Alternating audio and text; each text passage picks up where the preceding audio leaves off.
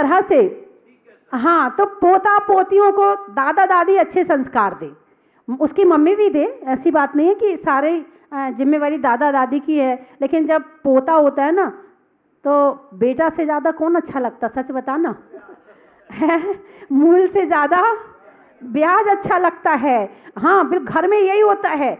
यदि उसकी मम्मी जरा सा उसे डांट दे, मार दे, तो बच्चे को कष्ट हो ना हो, मगर दादा दादी को जरूर कष्ट होता है। बच्चे को बच्चा पैसा मांग रहा है, मम्मी ने नहीं दिए, अभी जाएगा उल्टी सीधी चीज खाएगा, पेट खराब हो जाएगा, मम्मी ने नहीं दिए, तो डांट दिया मम्मी ने, दादी पीछे से पैसा निकाल के दे देती, ले बेटा जा खा के आ जा।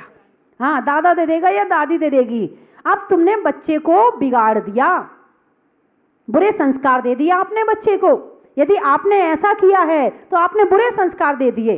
अच्छे संस्कार में साथी बनो, बुरे संस्कार में साथी ना बनो, क्योंकि वो आज बीज है, कल वो पेड़ बनेगा। जैसा बीज डालोगे वैसा पेड़ बनेगा। आज आपने अच्छा बीज डाला है, उत्तम बीज है, फल भी उत्तम उत्तम खाने मिलेंगे, और बीज बुरा है तो फल भी कड़वे खाने के लिए मिलेंगे। वो घर में दादा दादी बच्चे को खिलाते ना, वो दादा कहते जा दादी की चोटी खींच के आ, तो दादी कहती जा दादा की मूंछ खींच के आ। वैसे अब तो दादा की मूंछें कम होती हैं पहले बहुत मूंछें होती थी, जा दादा की मूंछ खींच के आ। अब बताओ, ऐसा सिखाओगे बच्चों को तो बच्चे बड़े होकर क्या आपको जजमेंट करेंगे?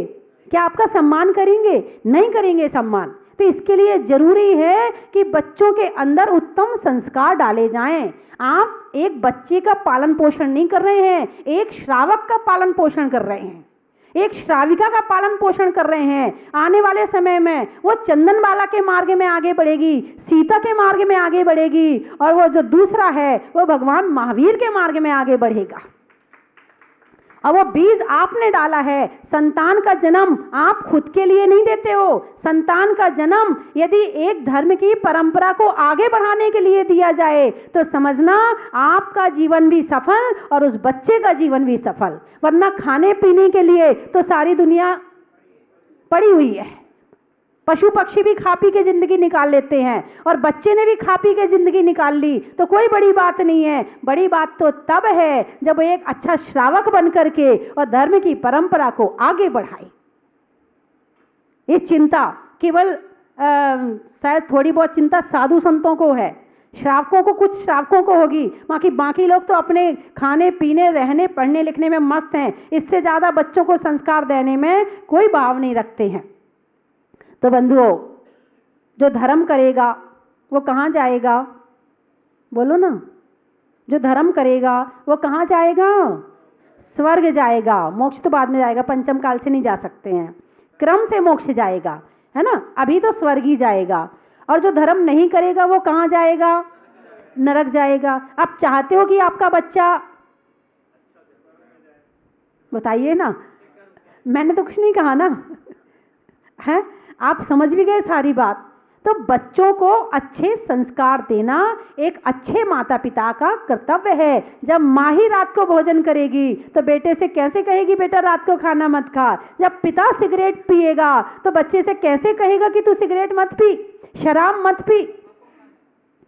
नहीं, क्या करें, वो ना आजकल तो स्टेटस ही इसी से देखा जाता है, इसी से बनता है। उस बाहर के चक्कर में हमारी आत्मा का बुरा हो जाएगा। आज बहुत सारे संस्कार साधना शिविर लगाए जा रहे हैं, जरूर से शिविर में बैठना चाहिए, उससे अच्छे संस्कार मिलते हैं, और वो संस्कार ना जाने कौन से जन्म में काम आएंगे। अभी आप यहाँ बैठे हो, ये मत सोचना कि ये आपके आज के ही संस्कार हैं, नहीं, ये जन्म जन्म के संस्कार हैं जो आप यहाँ बैठे हैं। और टीवी में बैठकर जो प्रवचन सुनते हैं वो भी संस्कार, उनके अच्छे संस्कार हैं, तभी टीवी के सामने। अभी एक महिला आई थी, वो बता रही थी, बोले माता जी ये जो धर्म करने के हैं, मेरे पहले कोई भाव नहीं थे, पहले तो मैं बस ठीक है 10 लाक्षणी आ गई है तो एक आसन कर लेती थी, और उसके बाद में गुस्सा भी आ जाता था, क्योंकि कभी कभी देर हो जाती है भोजन में, चिड़चिड़ापन आ जाता था, गुस्सा भी कर लेती थी। और बस जैसे खा पी के उठी तो पहले कोई जिनवाणी चैनल या पारस चैनल तो था नहीं, तो बस अपने टीवी के सामने सीरियल देख ली, पिक्चर देख ली, सब कर ली। बोले अब पता चला कि व्रत कैसे करने चाहिए, एकासन कैसे करने चाहिए, उपवास कैसे करने चाहिए। जब वो यहाँ पर आई, यहाँ पर आकर भी 10 दिन जो शिविर लगा था, यहाँ भी शिविर लगा था, संस्कार साधना शिविर, तो 10 दिन बोले जब यहाँ बैठी तत्वार्थ सूत्र सुना, प्रवचन सुने कि क्या क्या करना चाहिए और क्या क्या नहीं करना चाहिए। बोले पहली बार ज्ञान हुआ मुझे, इसके पहले मैंने कभी जिंदगी को नहीं समझा। पति कहते थे मैं तो धर्म करता ही नहीं था, मंदिर की भावना ही नहीं बनती थी, लेकिन इस बार ना जाने कैसे जहाजपुर आ गया, और जहाजपुर में जब इतना कुछ सब कुछ सीखा मैंने, तो लगा कि जीवन में पहली बार मुझे कुछ मिला है। मैंने कहा कोई बात नहीं भाई साहब, जब जागे तभी सवेरा। अब जाग गए ना, बची हुई जिंदगी का सदुपयोग कर लें। ऐसा नहीं कि पता भी चल गया और फिर भी नहीं कर रहे हैं, तो फिर गड़बड़ मामला है। तो भले उन्होंने पहले अपने बच्चे को संस्कार नहीं दिए हों, लेकिन अब फोन पे, अरे बेटा आजा, यहाँ जहाजपुर आजा, अपने बेटे को फोन करनी थी, बेटा जहाजपुर आजा, यहाँ पर बहुत अच्छा लग रहा है, यहाँ बहुत प्रभु के दर्शन करने में बहुत आनंद आ रहा है, ऐसा लगता है सामने से हटो ही मत, वहाँ बैठकर मैं तो 2-2 घंटे माला फेरती हूँ, वहाँ बैठकर मुझे ऐसा आनंद आता जीवन में कभी नहीं आया। अब वो अपने बेटे से कह रही, माँ के अंदर आ गई ना, अब बेटे से फोन पे कह रही है कि बेटा तू भी कर। तो महिलाओं के अंदर जितना धर्म होता है वो चारों तरफ फैल जाता है। महिलाओं में भावना होती है कि जो मुझे अच्छा लग रहा है वो मैं सबके लिए करूं। बच्चे को छोटा नहीं समझो। क्या करते हैं, मंदिर गए, मंदिर में प्रवचन चल रहे हैं, बच्चे को छोड़ दिया, जा तू झूला झूल ले, मैं प्रवचन सुन लूं। पूजा कर रहे हैं, अरे नहीं, उसे एक चावल की डिब्बी लेके बिठा दो, क्योंकि बच्चा है खाली नहीं बैठ सकता। उससे कहो कि तू हाथ पे हाथ रख के खाली बैठ जा, तो नहीं बैठने वाला। आप यदि पूजा कर रहे हैं, एक चावल की डिब्बी छोटी सी उसको भी दे दो, तू बैठ, मैं चढ़ा रही, तू भी चढ़ाना। उसे कुछ समझ में नहीं आ रहा, तुमने कहा स्वाहा, उसने कहा स्वाहा। कम से कम इन हाथों को अर्घ चढ़ाने के संस्कार तो मिले ना। उसने ये तो देखा कि मम्मी पूजा कर रही है, कुछ बोल रही है, और हिंदी बोलेगी ना, संस्कृत तो बोलेगी नहीं, इंग्लिश तो बोलेगी नहीं, हिंदी तो वो समझ ही रहा है ना, पूरी नहीं समझ पाएगा, कुछ तो समझेगा। तो कम से कम वो बच्चा चावल चढ़ाएगा, उठाएगा, रखेगा, कुछ तो करेगा। आगे भी बोलने लगेगा, धीरे धीरे आप सिखाओगे घर में तो वो भी बोलने लगेगा। आप मंदिर आओ, बच्चे को खेलने मत भेज दो। अक्सर यही होता है, जा तू खेला, जा देख बच्चे से खेल रहे ना, तू भी खेला। अब मंदिर में क्यों आया जाता है, उसने क्या सीखा? मंदिर में तो खेलने के लिए जाते हैं, दर्शन करने थोड़ी जाते, पूजा करने तो हम तो खेलते हैं वहां जाकर। क्या संस्कार मिले बच्चों को? फिर वहां प्रवचन चल रहे हैं, वहां शोर आ रहा है, जिनवाणी चल रही है, भगवान की वाणी वहां पढ़ी जा रही है, उसमें डिस्टर्ब हो रहा है, उसका पाप किसको लग रहा है? यदि 8 वर्ष से कम में बच्चा गलती करता है तो पाप माँ बाप को ज्यादा लगता है, लेकिन 8 वर्ष के बाद वो गलती करे तो उसे भी लगता है। और आपने संस्कार नहीं दिए हैं, आपने संस्कार नहीं दिए हैं तो आपको भी लगेगा, और आपने संस्कार भी दिए हैं वो फिर भी पालन नहीं कर रहा है तो फिर आपको लगने वाला नहीं है। तो इसीलिए अपने जीवन में बच्चों को, आने वाली पीढ़ी को अच्छे संस्कार दें, जिससे उसका ये जीवन भी सुखी रहे और अगला जीवन भी सुखी रहे। क्योंकि सुख मिलता है पुण्य के उदय में और दुख मिलता है पाप के उदय में। तो आप सुख का डिब्बा जो पुण्य का है, तुम अभी खाते जाओ, खाते जाओ, खाते जाओ, उसको भरो मत, कभी तो खाली होएगा, कभी तो खाली होगा। और अभी से आपने अच्छे संस्कार दे दिए और वो अच्छे काम भी कर रहा है तो खा भी रहा है और भर भी रहा है, खा भी रहा है और भर भी रहा है, तो वो भी सुखी रहेगा और वो अपने बच्चों को संस्कार देगा। क्योंकि यही यहाँ संसार तो इसी का ही नाम है। आप भी किसी के बच्चे हैं, आपका बच्चा भी है और आपके बच्चे के भी बच्चे होंगे। फिर अब जब पीढ़ी है ये तो चलेगी आगे, पर उसके बच्चे भी होंगे, पता नहीं कितने बच्चे हो चुके। आप कौन से नंबर की गिनती नहीं है, आप बता सकते कि आप कौन से नंबर की, कौन सी पीढ़ी में कौन से नंबर से जन्म लिया आपने, नहीं बता सकते। ये संसार है, ये ऐसे ही चलता रहेगा और चलने के साथ साथ मनुष्य पर्याय में धर्म चलता रहेगा। ये हमें विशेषता प्राप्त हुई है, विशेष योग्यता प्राप्त हुई है। तो इस योग्यता का सदुपयोग हम स्वयं करें और अपने बच्चों को करवाएं, क्योंकि ये परंपरा के लिए मनुष्य की नहीं चल रही है, अब जैसे आम है, आम का फल है, कब से है आम? चतुर्थ काल में जब शुरू होता है, आदिनाथ भगवान ने उपदेश दिया, तब से मान लो। तो तब से एक आम बीज डाला, पैदा हुआ, फिर और आम आए, फिर और बीज डाले, फिर और पैदा हुए, फिर और आम आए। पूरा चतुर्थ काल निकल गया। पंचम काल के 2500 वर्ष निकल गए, अभी आम चल ही रहा है। चल रहा कि नहीं चल रहा? संतरा, नींबू, सब्जियां, सब अपनी परंपरा को बढ़ाने के लिए अपना बीज अपने साथ लाते हैं। हर फल में बीज होता है, होता कि नहीं होता? बताइए मुझे, क्यों होता है ये बीज?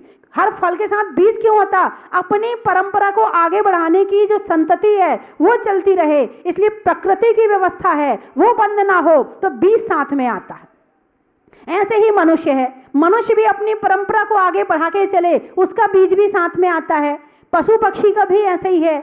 लेकिन इन सब में हम श्रेष्ठ क्यों हैं? क्योंकि हम धर्म की परंपरा को आगे बढ़ा सकते हैं।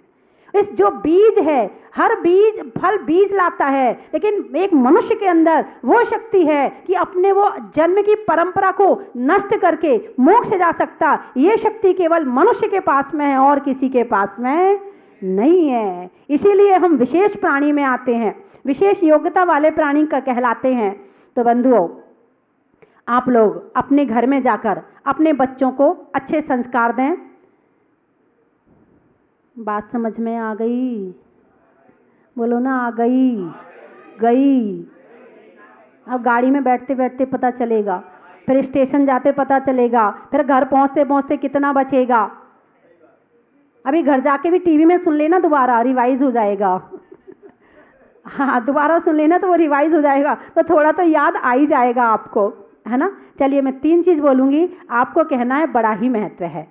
नारी में शर्म का, करने में अच्छे कर्म का, जीवन में धर्म का बड़ा ही महत्व है। पानी में बोलने का, बनिया में तौलने का और आपके जोर से बोलने का, चलने में पात का, मित्रों में साथ का, तीर्थंकरों में मुनि सुब्रत नाथ का बड़ा ही महत्व है। पंखा में झलने का, बच्चों में पलने का और भगवान के जमीन से निकलने का बड़ा ही महत्व है। आत्मा में एक का, मनुष्य में नेक का और करने में आज भगवान के अभिषेक का बड़ा ही महत्व है। लगाने में नारा का, प्रभु के द्वारा का और करने में भगवान की शांति धारा का बड़ा ही महत्व है। अनाज में चने का, गर्मी में पने का और टीवी में रोज सुबह 7 बजे अभिषेक देखने का बड़ा ही महत्व है। हिंदी में मात्रा का, स्कूल में छात्रा का और आज आपकी जहाजपुर की यात्रा का बड़ा ही महत्व है। बीज में बोने का, कमरे में कोने का और आप सबके दोबारा परिवार से जल्दी आने का बड़ा ही महत्व है। नदी में नाव का, शरीर में पाव का और आज के दिन अच्छे अच्छे भाव का बड़ा ही महत्व है। सब्जी में जीरा का, रत्नों में हीरा का और तीर्थंकरों में महावीरा का बड़ा ही महत्व है। चलिए, एक भजन से बात को समाप्त करती हूँ। ये जीवन कितना अमूल्य है, कितना कीमती है, इसके लिए एक छोटा सा सुना दूं? आप तो मना करते ही नहीं हो। आई इसलिए है, बिल्कुल ठीक बात है। पुकारे आज तुझे तेरी आत्मा, तुझी को जगाए रे, भूल गया तू पथ अपना, बोधि कराए। पुकारे आज तुझे तेरी आत्मा, आहुति कितने जन्म की भोगों में दे दिया, भोगों में दे दिया। पुण्यों का फल ये नर्तन विषयों में खो दिया, विषयों में खो दिया। ओ मनवारे पुण्यों का फल ये नर्तन विषयों में खो दिया। पिंजरे की पंछी बन गई तेरी आत्मा, पुकारे आज तुझे तेरी आत्मा, तुझी को जगाए रे, भूल गया तू पथ अपना, बोधि कराए। पुकारे आज तुझे तेरी आत्मा, कितने इतने जन्मों की भटकन सहती ये आत्मा, सहती ये आत्मा। अपने बाबुल घर जाने कहती ये आत्मा, कहती ये आत्मा। ओ मनवारे अपने बाबुल घर जाने कहती ये आत्मा। कर्मों के जाल को तोड़ो कहे आत्मा, पुकारे आज तुझे तेरी आत्मा। तुझको जगाए रे भूल गया तू पथ अपना, बोध कराए पुकारे आज तुझे तेरी आत्मा। तारे के जैसी चमकती उज्ज्वल थी आत्मा, उज्ज्वल थी आत्मा। जल जल के राग द्वेष में विकृत हुई आत्मा, विकृत हुई आत्मा। ओ मनवारे जल जल के राग द्वेष में विकृत हुई आत्मा। संवर से कर्म को रोको कहे आत्मा, पुकारे आज तुझे तेरी आत्मा। तुझको जगाए रे भूल गया तू पथ अपना, बोध कराए पुकारे